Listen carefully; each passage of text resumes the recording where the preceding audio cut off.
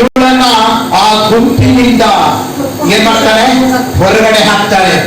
ಹೊರಗಡೆ ಹಾಕಿರುವಂತ ಸಮಯದಲ್ಲಿ ನಾನು ಎಲ್ಲಿಗೆ ಹೋಗ್ಬೇಕು, ಆದ್ರೆ ಇವಳು ಕೆಲವೊಂದು ವರ್ಷಗಳು ಏನ್ ಮಾಡಿದ್ರು, ದೇವರನ್ನ ಆರಾಧಿಸಿದಳು.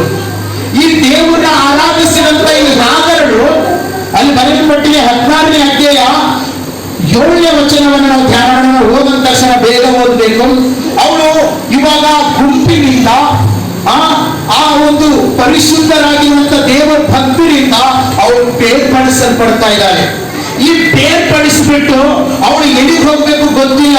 ಊರೊಳಗಡೆ ಹೋದ್ರೆ ಯಾರು ಏನ್ ಮಾಡ್ತಾರೋ ಗೊತ್ತಿಲ್ಲ. ಇವಳು ಏನ್ ಮಾಡ್ತಾ ಇದ್ದಾಳೆ, ಒಂದು ಅಡವಿಗಳು ಇರ್ತಾ ಇದ್ದಾಳೆ. ಆ ಅಡವಿ ಒಳಗಡೆ ಯಾರ ಈ ಊರಲ್ಲಿ ಹೋಗ್ಬಿಟ್ಟು ನಾವು ಏನಾದ್ರೂ ಮಾಡ್ಕೊಂಡು ನಾನು ಬದುಕೋಣ, ಇಲ್ಲ ನಾನು ಏನಾದ್ರೂ ಒಂದು ಕೆಲಸ ಮಾಡ್ಕೊಂಡು ನಾನು ಬದುಕೋಣ, ಇಲ್ಲ ನನ್ನ ಪಾಡಿಗೆ ನಾವು ಬದುಕೋಣ ಅಂತ